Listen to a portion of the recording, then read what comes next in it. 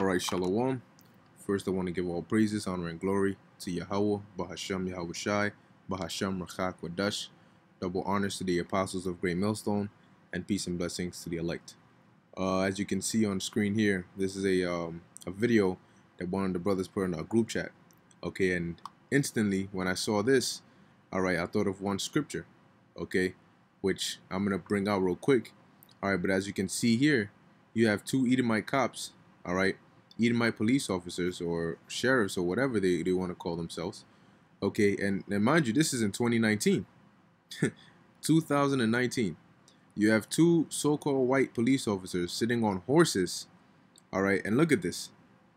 Now they claim this man was mentally ill or mentally disabled, but he's what you would call a black man, or a so-called black man. Alright, which really he's an Israelite, but they got him, they're walking him on a leash or a rope as they're on horses. Now, this is the scripture, I'm going to get it real quick. It says here, Ecclesiastes 10 and 7, I have seen servants upon horses and princes walking as servants upon the earth. See? Now, servants, the Edomites are really supposed to serve us. Okay? These heathens, as the scriptures say, were created to serve us. We're the true princes. Okay? As a matter of fact, the word Israel, alright, in the Hebrew is what? Yashar Allah. Okay? Which means he, prince of power, or he is a prince of God. Okay? Or he is a son of God. Alright? So, Yashar Allah, Shar meaning prince, we are princes. So, that's why it says, yeah, I've seen servants upon horses, because these Edomites, they're really servants. Alright? And as the scriptures say in the kingdom, they're going to be serving us, along with these heathen nations. But literally, they're sitting upon horses. Alright? I have seen servants upon horses and princes walking as servants upon the earth. Look at this, man. This is degrading. Alright? And it's like, it shows you that even in 2019, they have no respect, alright, for the so-called Negro man. Alright? They have no respect for the Israelite man. You see what they're doing with the Northern Kingdom as well. As a matter of fact, today, what? There was let me see if I could pull it up. Okay. Concerning these ICE raids, all right, it says here, U.S. immigration agents have arrested 680 people at a Mississippi food processing plant in one of the largest such raids in a decade. All right. So you have that going on with the Northern Kingdom, but now you got this. Okay. Let me play a little bit of the clip. Stop the practice immediately, and we'll be looking for more appropriate methods. They work hard for you every... He said they're going to stop the practice immediately, and they will be looking for more appropriate methods. Why was this a practice in the first place? Okay, a practice isn't a one-time thing. All right, let's look at this. Practice.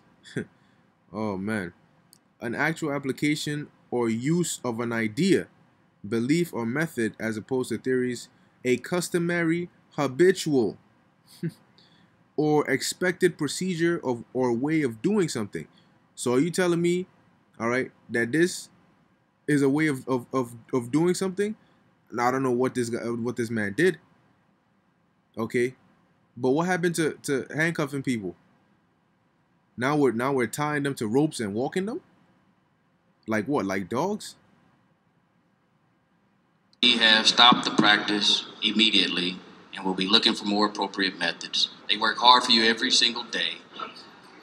Their job is to serve with excellence, and that's what they strive to do. Is that really what they strive to do?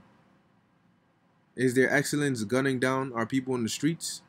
Okay? Raping women? Planting drugs on people while arresting them for it? Is that what protect and serve means? He can't speak for himself. Those officers took advantage of a mentally ill black man. See?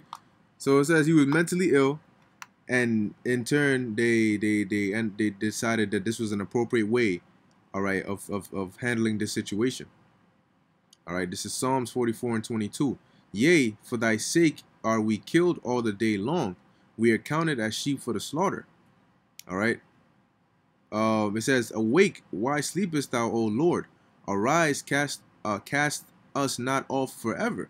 Okay, because you read the scriptures, you read about how great our forefathers were, how great we were as a nation. All right, and now you look around you, and we're supposed to be the same people in the scriptures, but look at us. Okay. And so that's why he's saying, cast not us off forever, man. Like, it's as though, you know, and you have people that say, well, if you're the chosen people of the Lord, why isn't the Lord doing something about your condition? But if you're spiritual, you'll understand that he is. Okay? Yeah, like Yahweh, the name, he is. And he is doing something about our situation. Okay? However, not 100, not everybody's gonna be saved, man. Right now it's starting with the elect. And you know what? These are all things we have to endure, because we did go off. Okay, what's that? Micah 7. All right, Micah 7 and Micah 7 and 9. It says, I will bear the indignation of the Lord because I have sinned against him. All right, so all these curses and the tribulation and the trials and the troubles and the hell we catch is part of the indignation, which indignation means righteous anger. Okay, so it's part of the indignation of the Most High. Therefore, we have to bear that indignation. We have to drink that cup. But that cup is almost over. Okay? It says, until he plead my cause, because the Most High is the only one who can undo what he did.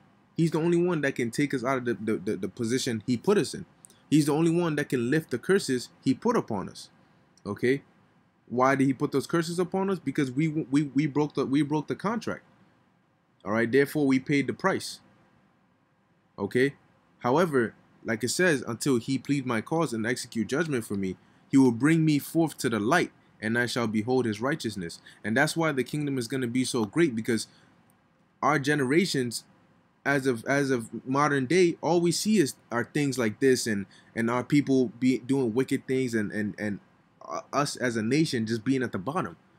So when we inherit that kingdom, all right, after Yahushua comes back and gets his glory, and he glorifies us, it's going to be so great. That's why the scriptures say flesh and blood cannot inherit the kingdom. We have to be made immortal, because what we're about to get is something we've never, all right, in this lifetime experienced before.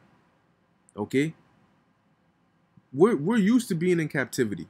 We're used to thinking that you have as an Israelite, you have to work to get paid to you know what I mean, here it is.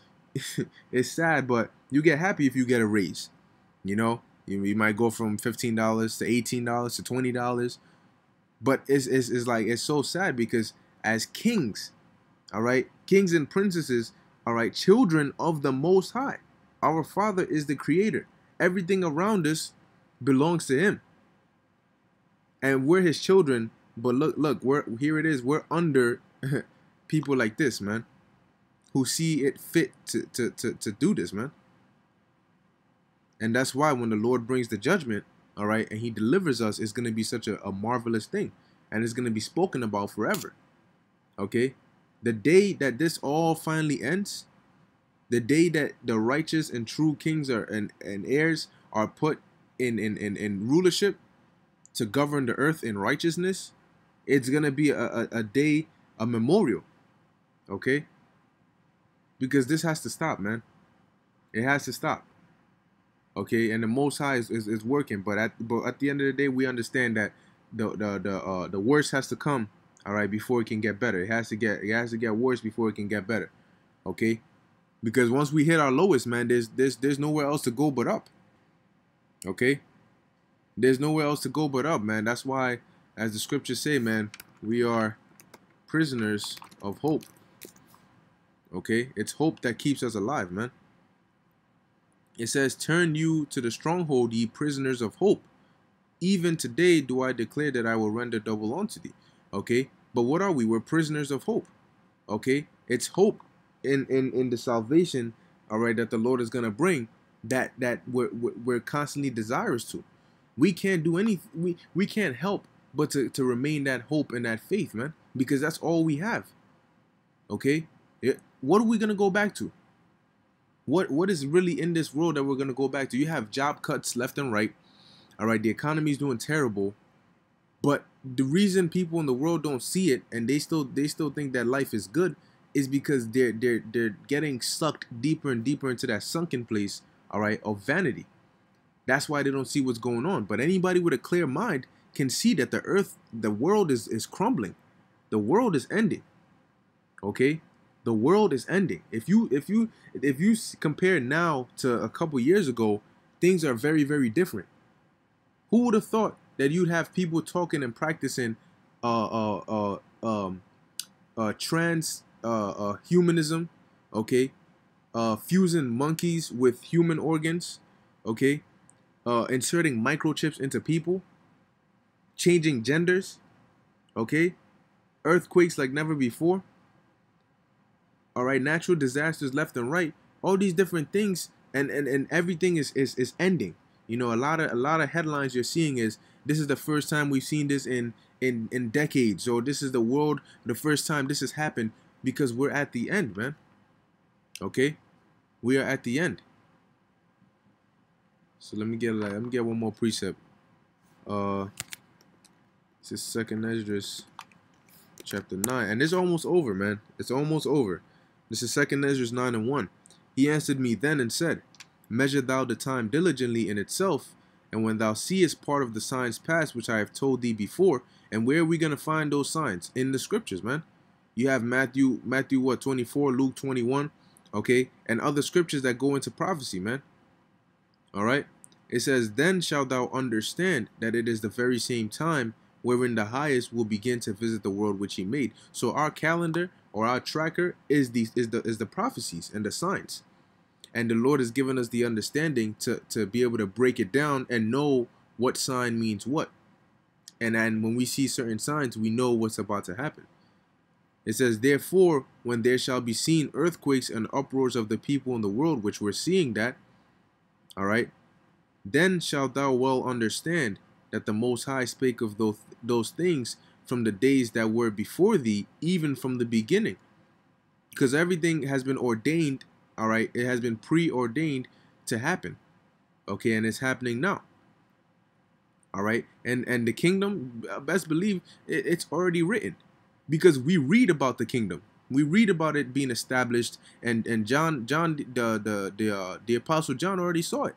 So us gaining the kingdom, that's already written, that's already set in stone. Just like us going through this captivity, when you read Deuteronomy, the 28th chapter, that was during the time of Moses, okay, and that was talking about the future. A lot of it were prophecies for the future, and it was already written to happen. And guess what? We're living it. Some of it we're going through now. All right, the prophecies that the Lord prophesied, they happened. Some happened back then. Some are happening now.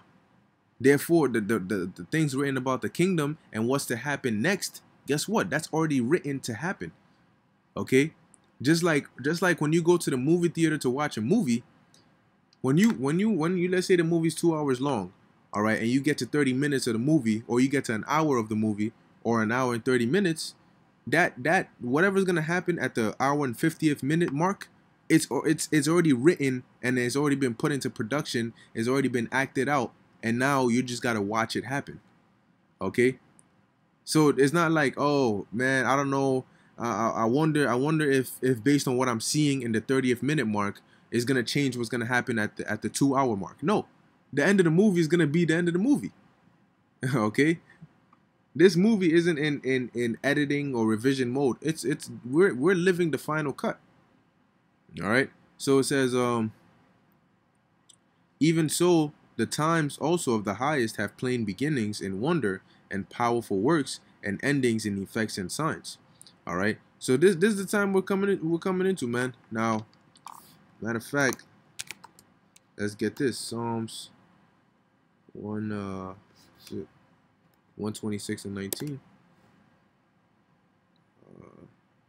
119 and 126.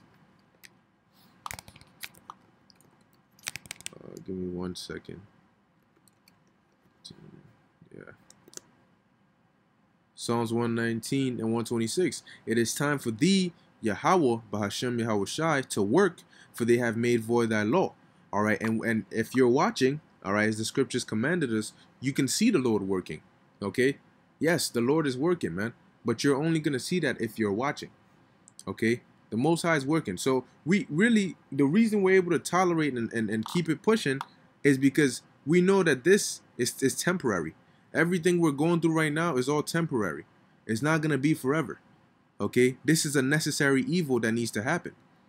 But at the end of the day, like it says, being prisoners of hope, we understand that we have a better life coming. A better thing is coming for us.